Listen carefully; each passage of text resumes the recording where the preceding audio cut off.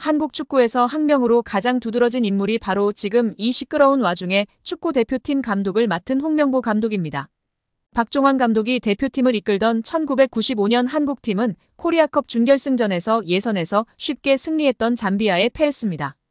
그런데 이 경기 전날 박 감독의 억압적이고 비인격적 훈련에 불만을 품고 있던 홍명보, 황선홍 등 주전 선수들이 경기 전날 술집에서 대취할 정도로 술을 마신 사실이 언론에 보도가 돼 난리가 났습니다.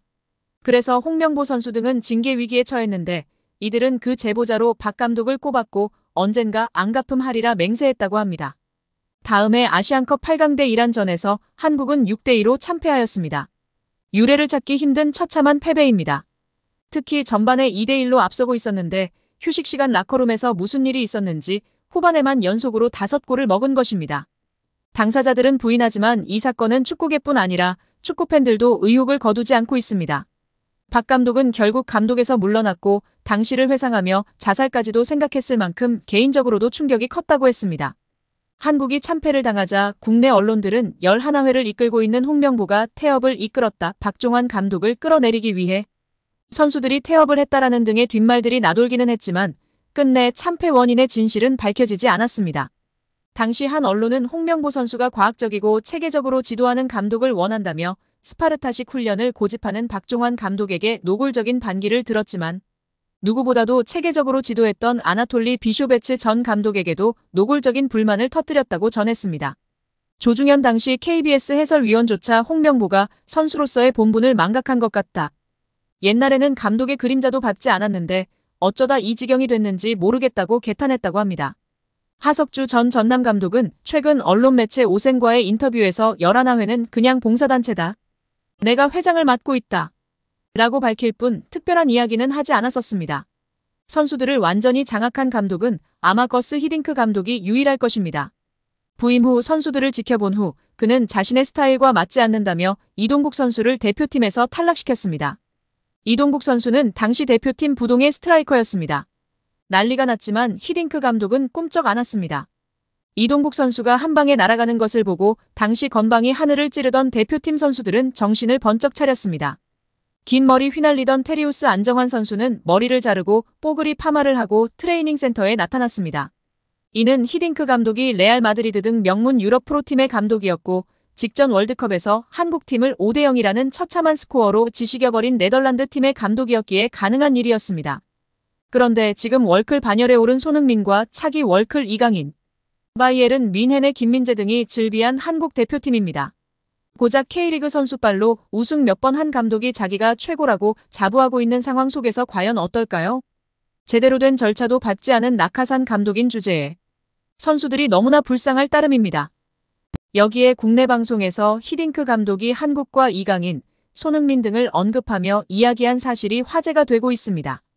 4월 17일 방송된 유퀴즈 온 더 블럭 240회에서는 거스 히딩크 전 대한민국 축구대표팀이 출연해 한국 축구의 미래를 응원했습니다.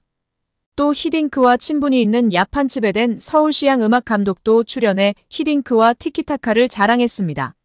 히딩크와 츠베덴은 각각 축구와 음악에 있어서 네덜란드가 배출한 세계적인 거장이자 누구보다 한국을 사랑하고 인연이 깊은 네덜란드인이라는 공통점이 있었습니다.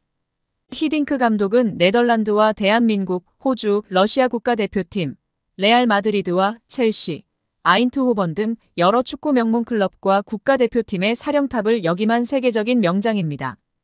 츠베덴 감독은 줄리어드 음대를 졸업하고 세계 3대 피라모니로 꼽히는 뉴욕 피라모니 등 다수의 음악 예술 감독을 역임할 만큼 현존하는 최고의 마에스트로로 통합니다. 두 거장은 각기 다른 분야와 14살의 나이 차이에도 불구하고 사적으로 절친한 관계로 유명합니다. 전 대표팀 감독으로서 히딩크가 바라보는 현재 한국 축구의 상황은 어떨까? 히딩크는 한국 축구가 차기 대표팀 감독을 결정해야 하는 중요한 시기에 있다고 분석했습니다. 그러면서도 히딩크는 한국 축구는 제가 처음 왔을 때와 비교하면 정말 많이 달라졌다. 2002년에는 안정환을 제외하면 외국에서 활동하는 선수가 거의 없었다. 하지만 지금은 손흥민, 김민재, 이강인 등 많은 선수들이 전 세계 리그에서 활동하고 있다라며 그만큼 엄청난 발전을 이루었다는 뜻이다. 한국 선수들은 충분히 자부심을 가져도 된다고 격려했습니다. 마지막으로 히딩크는 위기라는 단어를 너무 남발하지 말라고 당부하면서 미래에 뭘 할 수 있을지를 생각하라, 무엇을 발전시킬지를 고민하는 것이 한국에게는 중요하다고 발상의 전환을 강조했습니다. 한국 선수들 특유의 강인한 정신력을 높이 평가한 히딩크는 앞으로도 한국 축구만의 강인한 정신을 유지한다면 더 멋진 미래가 열릴 것이라는 따뜻한 덕담을 전하며 이야기를 마무리했습니다.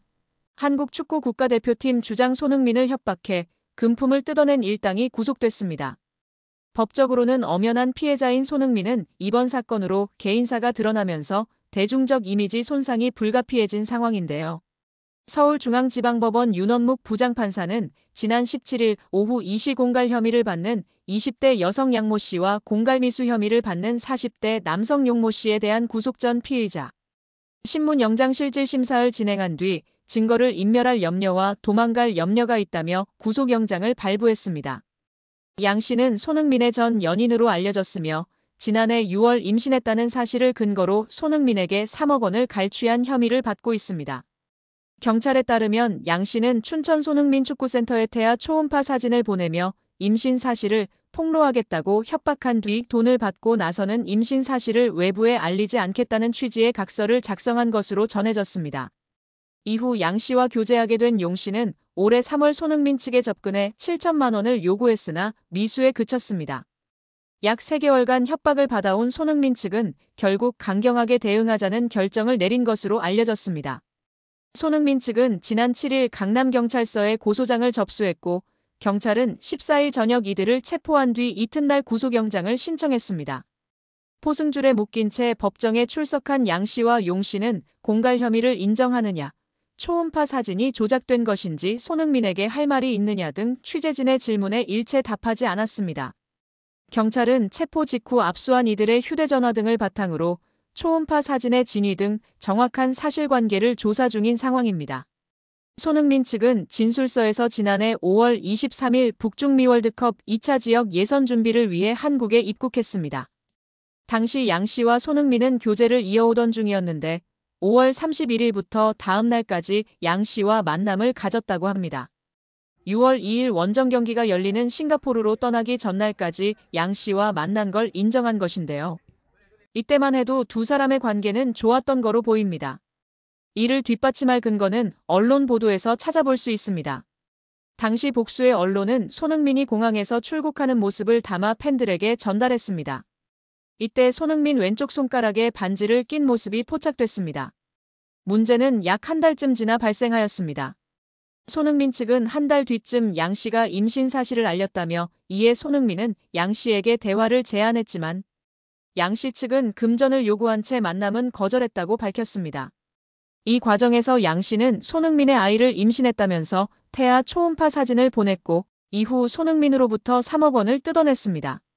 손흥민 측은 양 씨의 허위사실 유포가 선수와 팀에 부정적인 영향을 미칠 것을 우려해 공갈, 협박에 응할 수밖에 없었다고 밝혔습니다. 양 씨는 3억 원을 받은 후 외부에 밝히지 않겠다는 취지의 각서도 작성한 것으로 알려졌습니다. 양 씨가 손흥민에게서만 돈을 받게 된 건 아버지일 가능성이 있는 두 남성에게 모두 연락했으나 손흥민만이 양 씨의 말을 들어준 것으로 전해졌습니다. 양 씨는 실제 임신 중절 수술을 받았고 초음파 사진 역시 양 씨의 것으로 확인됐습니다.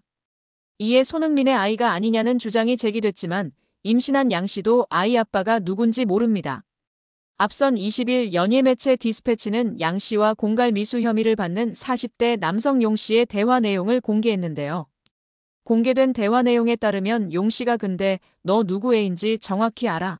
라고 묻자 양 씨는 누구 애인지 제가 어떻게 알아요? 라고 답했습니다. 이에 용 씨는 그럼 2번한테만 가든가 1번한테만 가든가 한 명한테만 갔어야지라고 말했습니다.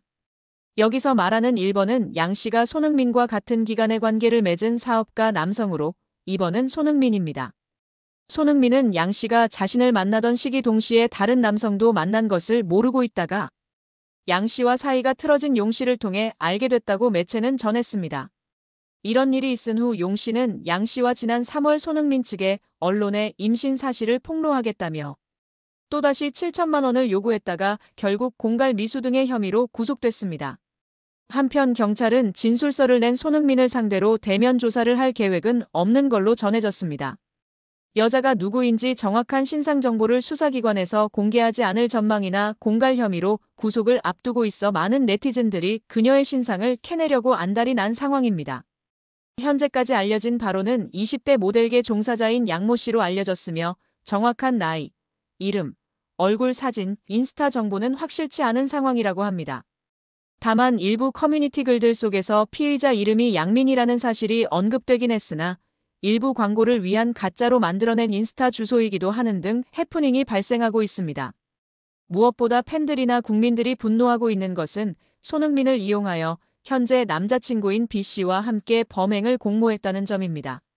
전 연인이었던 사람이 현재의 남자친구와 전 연인을, 그것도 유명 스포츠 국민 스타인 손흥민을 이용하고자 했다는 것입니다.